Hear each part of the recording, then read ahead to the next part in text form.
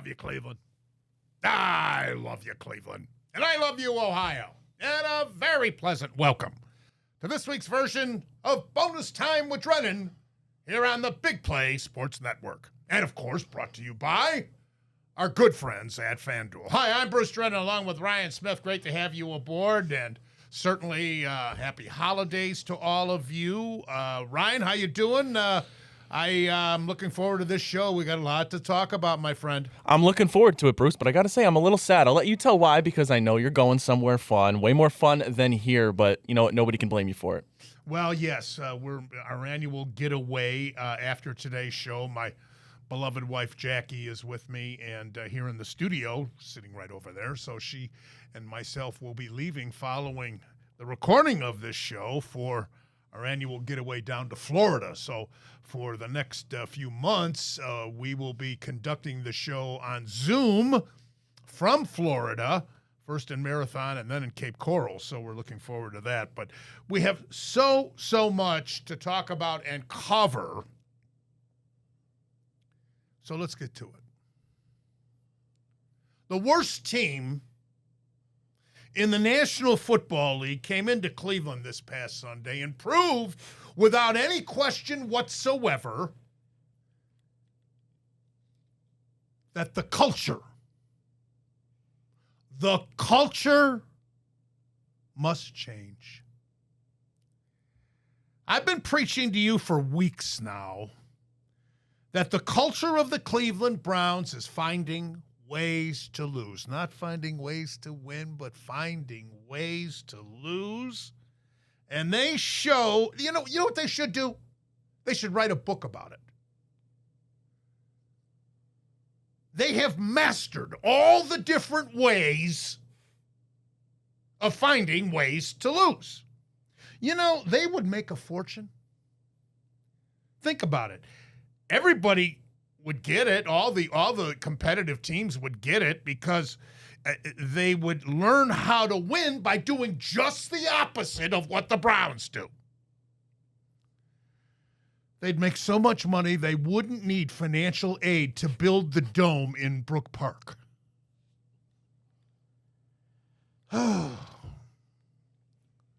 Browns ranked second best in defense in the entire NFL entering this contest and second worst offense in the entire NFL. But watching this game, you'd think it was just the opposite. The defense allowed the Titans running back Tony Pollard to run all over them for 167 yards and 2 rushing touchdowns. And their struggling rookie, number 1 pick Cam Ward, and he's had a rough rookie season. He threw 2 touchdown passes for the first time this season, and he led the Titans on an opening touchdown drive for the first time this year. Tennessee was the only team in the entire NFL that had not done so at least once this year.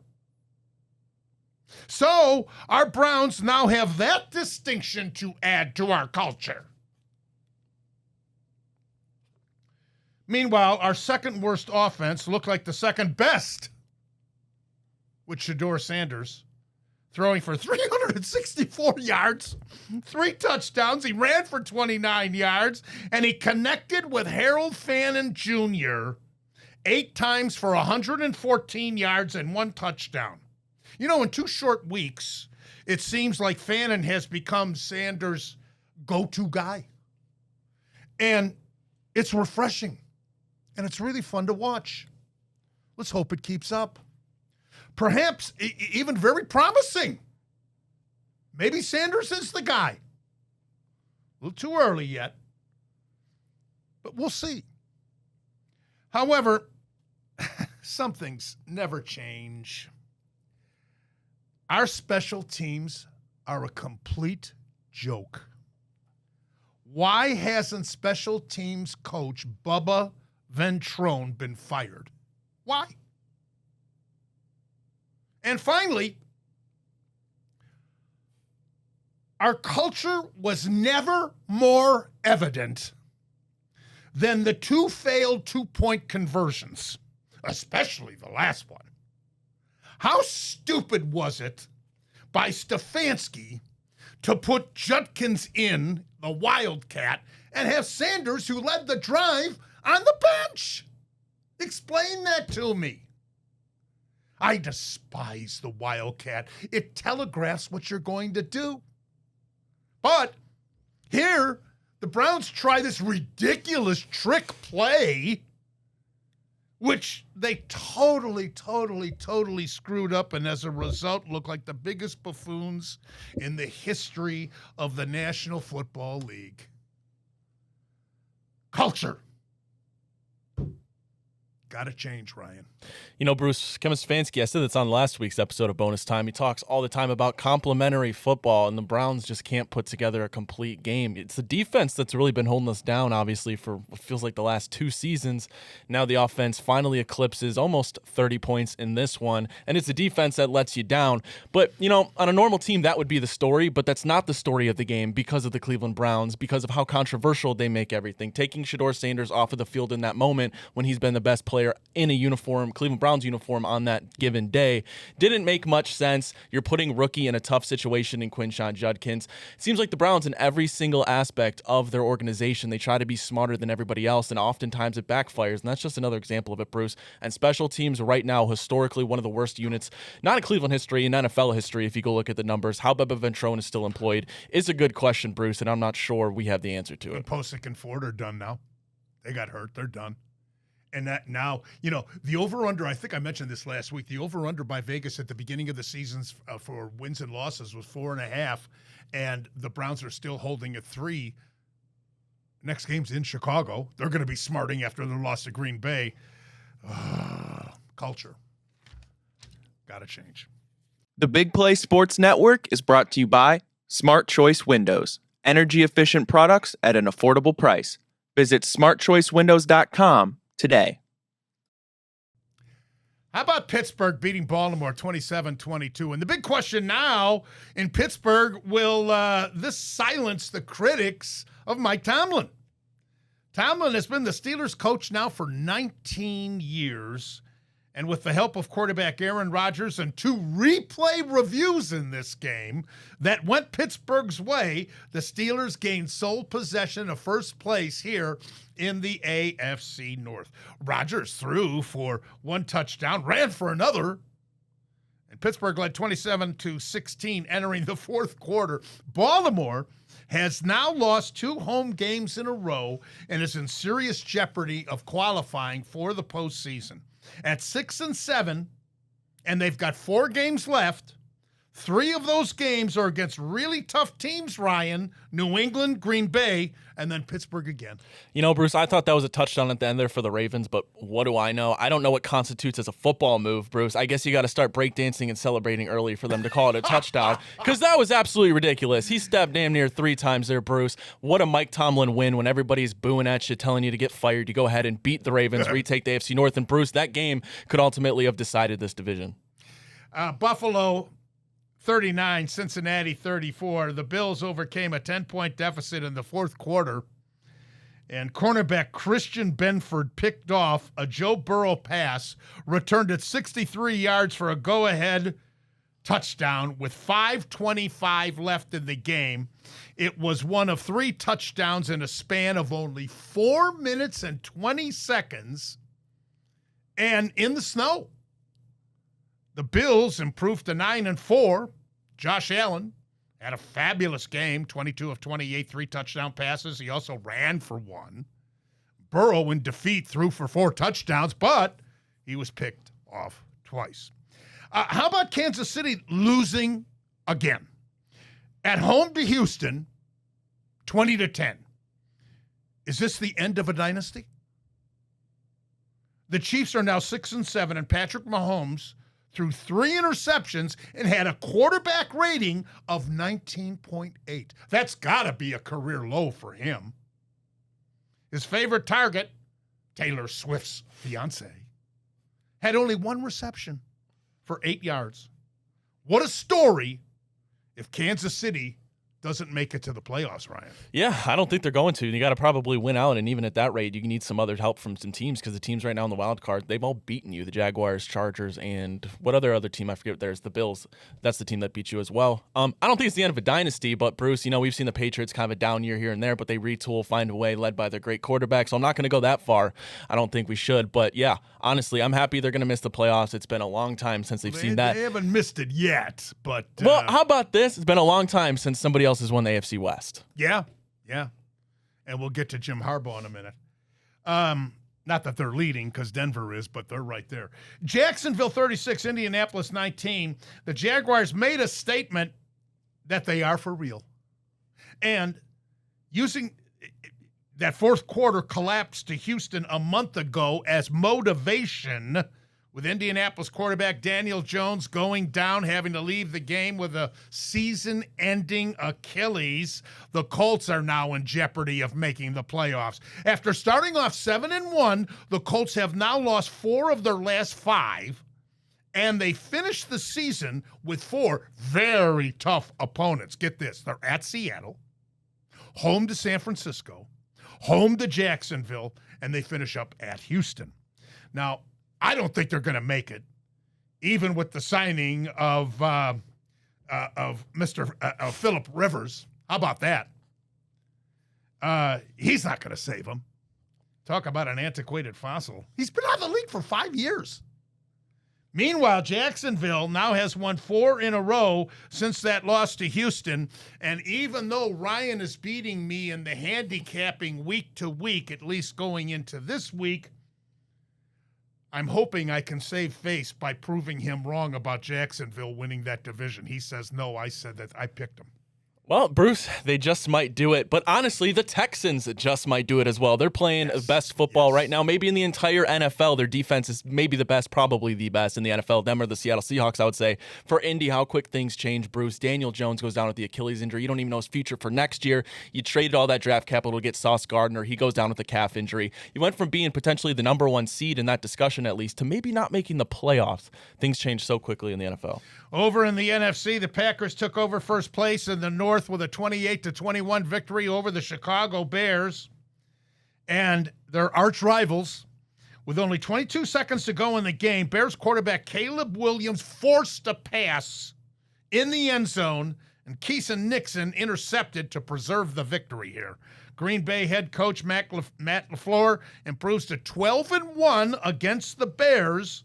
And last Thursday night, Detroit righted themselves and got a much-needed win over Dallas. 44-30 was that final. That keeps Detroit very much still in the playoff picture and hurts Dallas.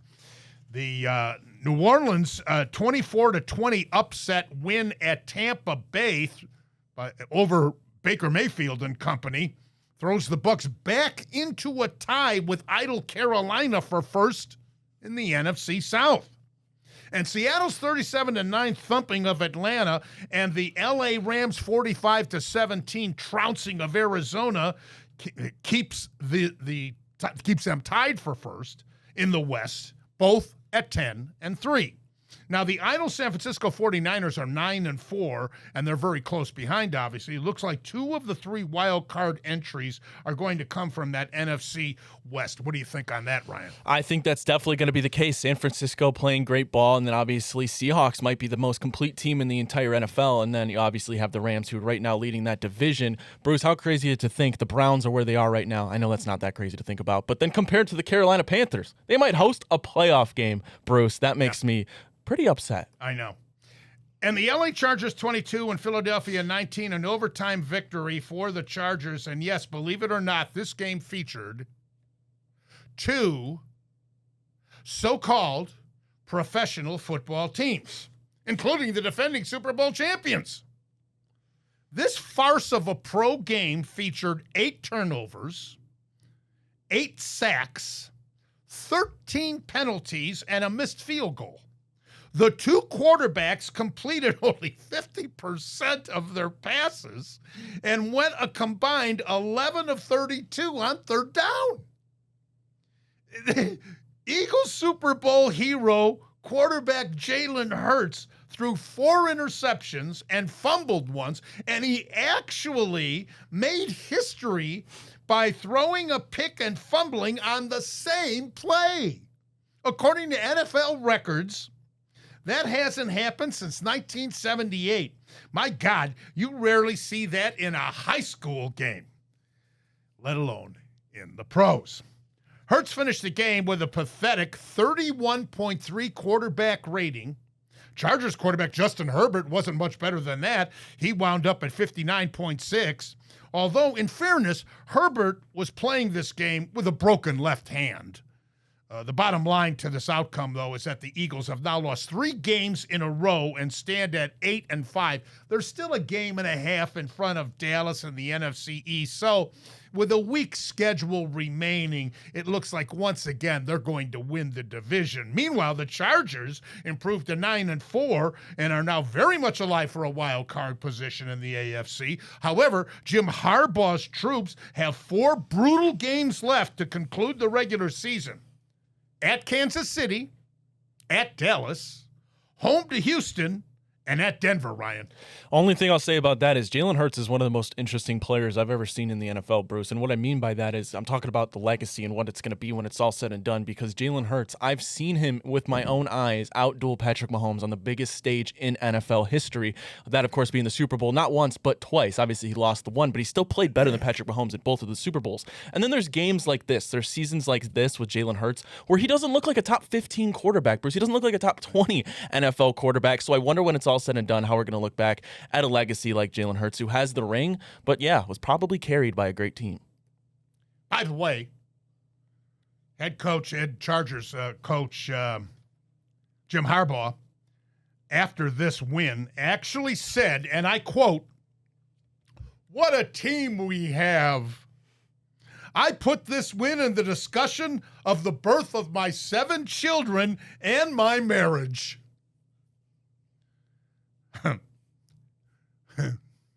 Harbaugh has 3 children from his first marriage and 4 from his current wife, Sarah. After this statement, don't be surprised if Harbaugh isn't heading for his second divorce. Merry Christmas. Handicap segment coming up next. Ryan and yours truly on Bonus Time here on Big Play. The Big Play Sports Network is brought to you by Garage Beer. No bitterness, no frills, no IPA, just beer-flavored beer. Find local retailers who sell garage beer near you by visiting drinkgaragebeer.com. All right, this is the handicapping segment, and neither one of us have anything to brag about, but Ryan bettered me slightly going 2-5 last week. We had 7 games to choose from, the toughest games with the spread, of course, as we always do. I went 1-6. So on the year, I'm 37-42 against the spread. Ryan's an even 500 at 33-33. And Pat, who, of course, subbed for Ryan a couple of times, stands ahead of us at 10-3, Ryan. Yeah, that's crazy. 10-3. Wow. All right, you ready? Let's do it. Here we go. Week 14. This is week 15.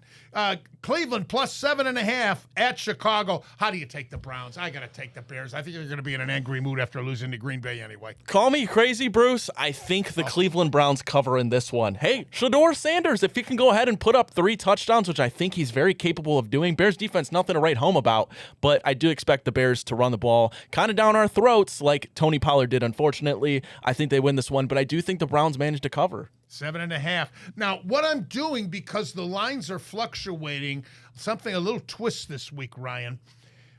Buffalo is -1 on the road at New England.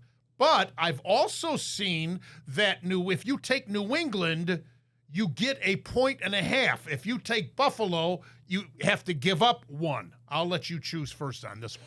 Yeah, I'm going to take the Bills to cover. Patriots, they could be a great team. I'm yet to see proof of that. They haven't played good teams at all this season. Now, could they be good in the playoffs? Yes, it's very possible. But right now, I see Josh Allen on a mission. He knows he needs this game more than anybody. Yes. He's mad they beat him at their place. MVP Josh Allen comes back, beats New England in Foxborough. I'm with you. I take Buffalo here, too. So we've got them at -1. Next one is the LA Chargers on the road. If you take LA, you get 4.5. And if you take Kansas City, they're at home, you're -4. I'll take Kansas City. They're in a state of disarray. They've got injuries, but my God, are they going to save face in front of their home fans before the season is over? I got to think so. And Harbaugh's got to pay for that ridiculous statement about his wife and his children. Come on. I'll take KC. I'm going Kansas City as well. I don't feel great about it, but I'm lockstep with you. Detroit is +6 at LA against the Rams, or if you take the Rams, -5.5. Your choice on this one, Ryan. I hate betting that many points against the Lions when they're capable of putting up 30 any given Sunday, but I'm going the Rams right now. They're the best team in football. I still think a little above the Seahawks. Matthew Stafford is playing for an MVP campaign, and he's only 1-1 against the Lions, lost to them in the postseason. That's his old team. He's not going to play this game lightly. He's going for the MVP and revenge. He's beating the Lions by a touchdown. I agree with you about the statement about the Rams are the best team in the league right now, and I think they're the team to beat in the NFC. But that's a lot of points. And how do you figure Detroit this year? After the season they had a year ago, how do you figure them? And they bounced back with an impressive win that they had to have last Thursday. So I'm going to go with the Lions. And finally, Green Bay is -2.5 at Denver, and that's the solid line. I'll go first here. I'll take Green Bay. I'm going Green Bay as well, Bruce, completely. They're the better team, Ryan. They are. And for the Broncos, they've won so many close games. Something's got to get to one point where they play a superior team and they finally be on the end of the stick they don't want to be on. Although it's a tough place to win, Mile High. You don't want to miss the next segment. The college football playoffs have been determined. That's next.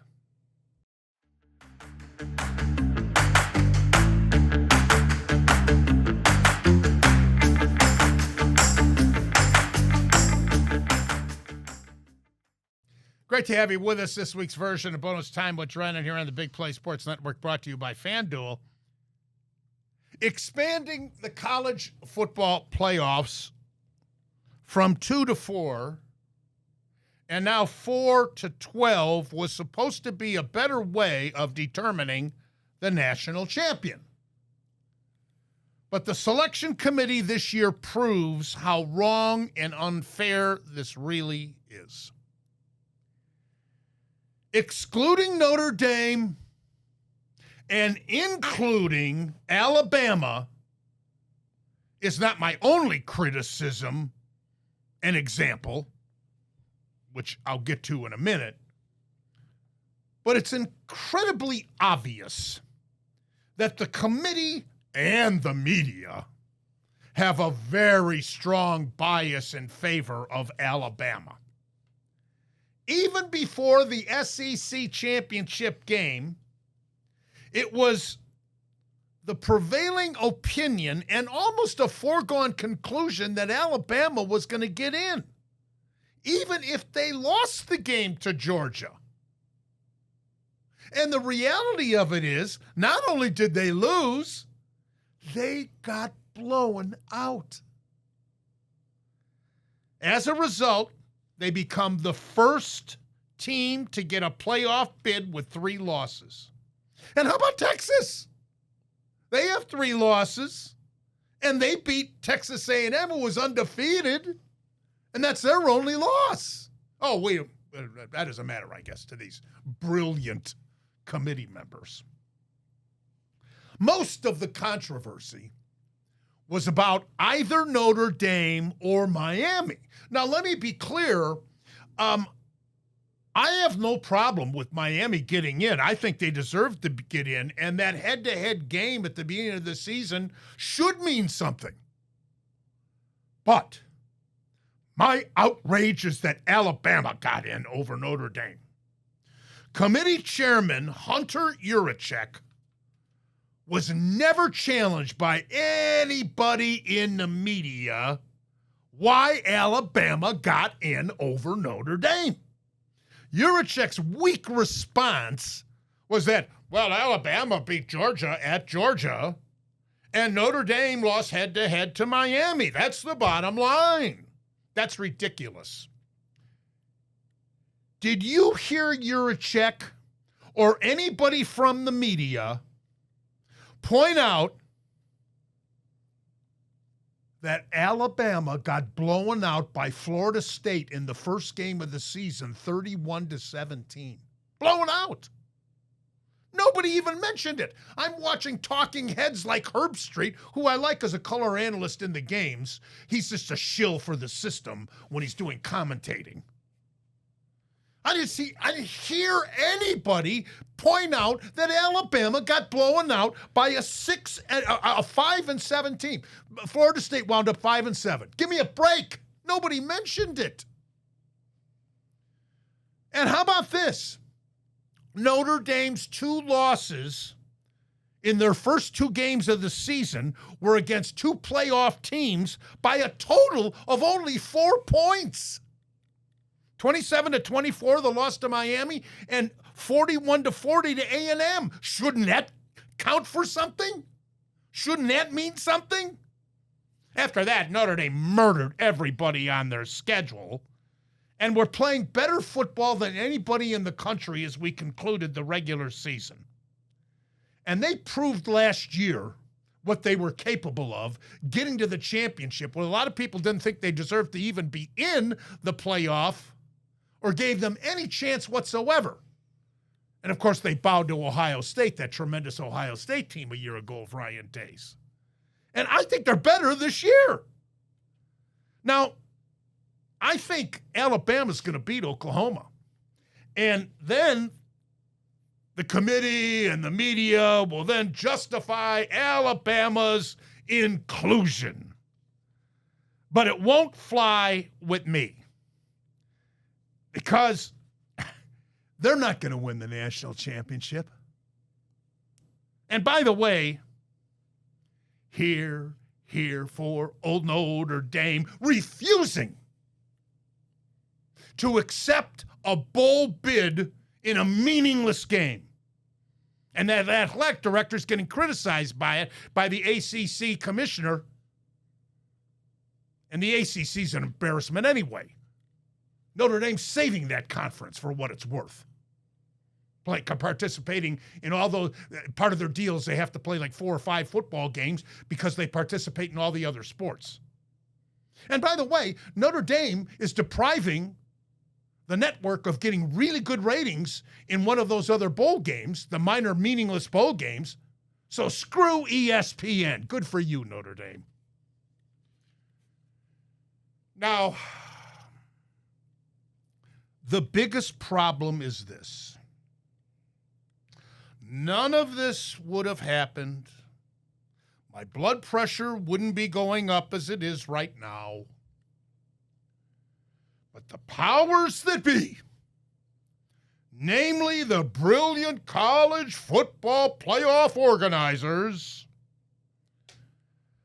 are insisting on inclusion of the group of 5 conference champions. By the way, I hate that word, inclusion. It's bad enough that Tulane got in. But James Madison, too? Give me a break.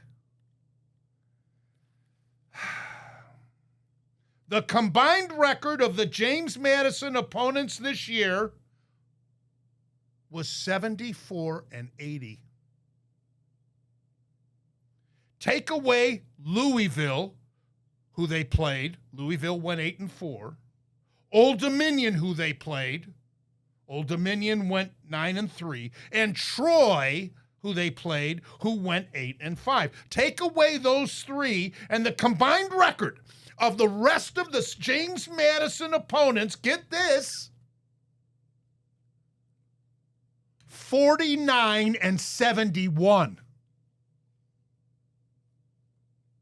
Powers like Weber State,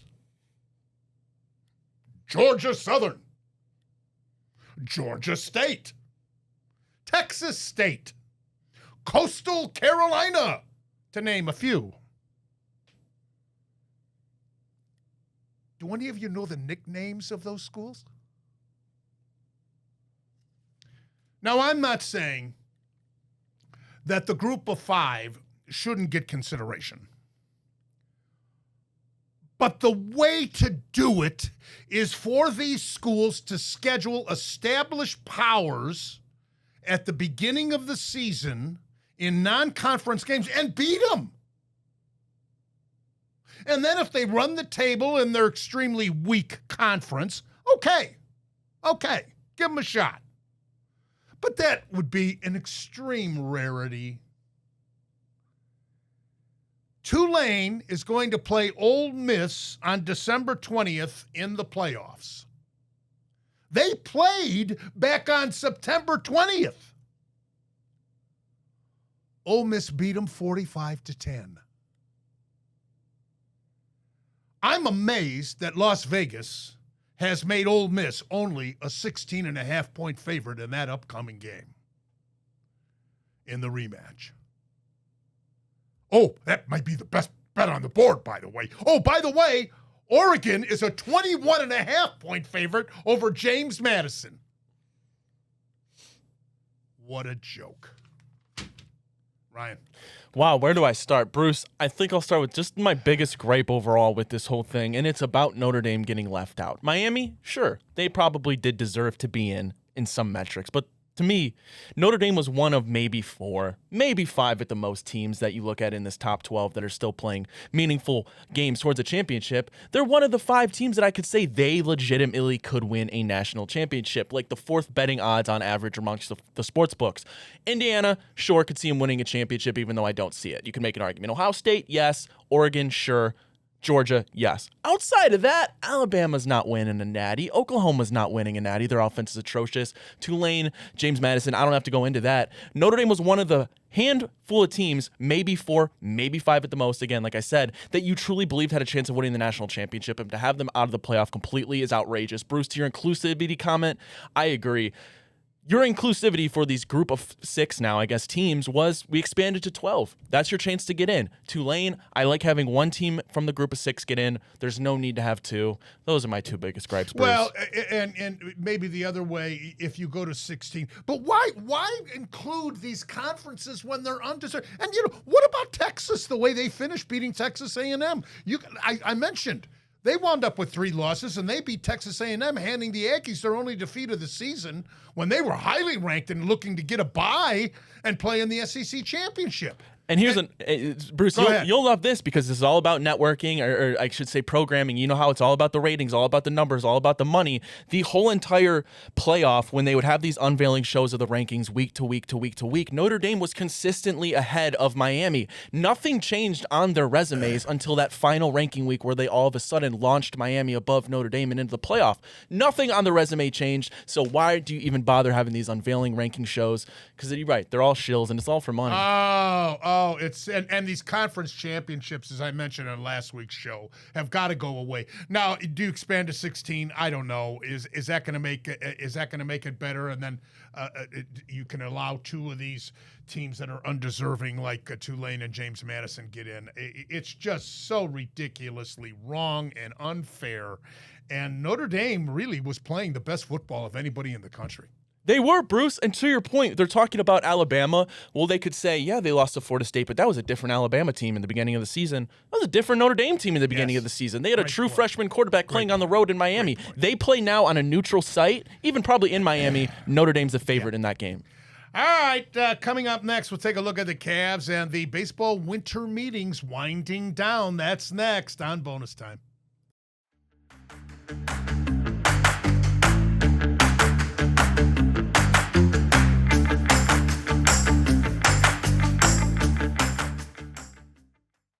All right, Cavs are at Washington Friday night. The Cavs are now 14-11, 5.5 behind first place Detroit in the Eastern Conference standings. I know many fans are starting to panic. Let me take that back and say showing serious concern about the Cavs, but I'm not. We're spoiled because of that historic start the team got off to a year ago, and I do mean historic. it was very unrealistic to think that they were going to do that again to start this campaign, and or even come close to it. So we've got a real good team. I'm not worried. My only concern, as it has been the last couple of years, Ryan, is that how physical or more physical can the Cavs be once we do reach the postseason? Because we're a very good team, but that's been our downfall. Yeah, I would say not worried, but rather paying attention, because we know the regular season, well, what does it matter? Last year, you had such a historic start. You got to the playoffs. You lost in the second round. It was all for nothing. So it's hard to care about the regular season again. So maybe in a month, if they're still kind of in this middle territory, we'll pay a little more attention. But really until those last couple, or I should just say last month of the regular season, to see what the matchups are and if you can get home court throughout the playoffs, it's hard to care about it after last year's result. I'd actually prefer just the opposite. Get a streak going, right, like they did at the beginning of last year at the end of the season, and carry that into the playoffs with momentum. And then let's see how we can fare. But the bottom line is how physical we're going to be. Don't you agree? I mean, that's been the nemesis. I mean, I completely agree. Just about a week ago, you had a second-year young player, Jordan Tyson, who's finally starting to find his role in this system, call out basically some of the veterans in this locker group about not bringing the energy, saying they got to bring it too, as well as our young guys. So it's a valid concern that's had a pattern of repeating. So you just hope this is the year it gets curved.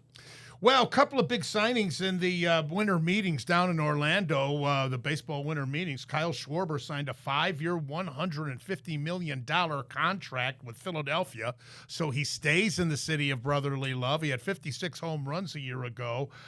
He said right along he didn't want to leave Philadelphia, even though there were rumors that he was going to. The other big signing was closer Edwin Diaz leaving the New York Mets for a 3-year deal worth $69 million with who else? The Los Angeles Dodgers. The rich get richer, Ryan.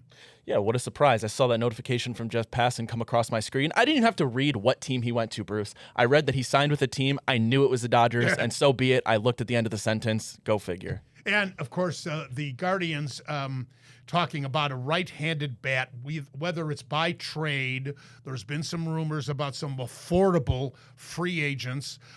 If they do make a trade, they've got to make the decision on who to deal. Now, I would think one of those outfielders, DeLauder, Kafis, or Valera, would be in the mix if they make a trade.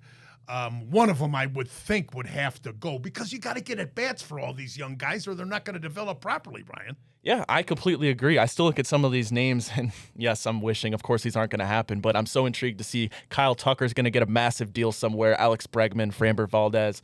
Bo Bichette has always kind of been linked to the Guardians, even though I don't think that's going to happen. I don't know if he's the answer.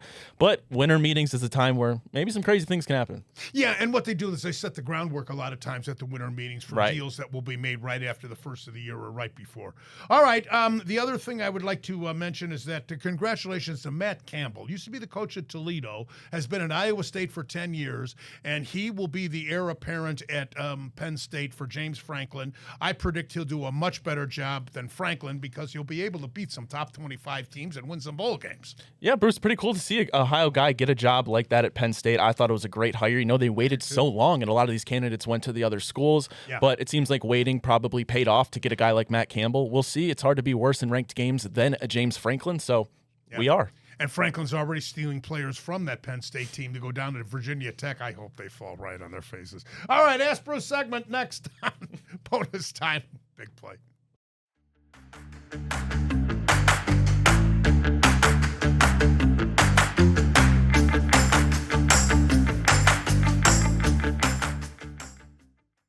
Time for the Ask Bruce segment.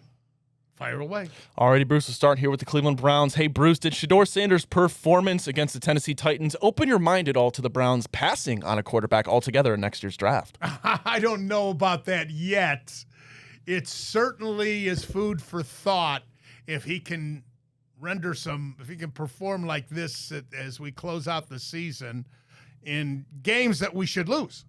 I mean, we're going to be an underdog in every single one of these last 4 games. So I would think that if he has good performance, and you can't expect him to throw for 300-plus yards in all these games against these good teams, but because Tennessee stinks.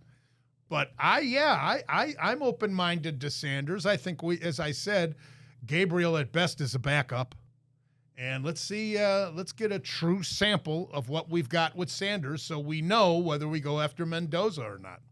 Alrighty, hey Bruce. There's a report from Albert Breer that came about can't speak, word salad, about Kevin Stefanski. If he was to get fired by the Browns, would have a head coach opening position available right away. Teams, he would be a hot commodity. Do you think this is true? And if he does get another job, do you think Kevin Stefanski could truly have success somewhere else?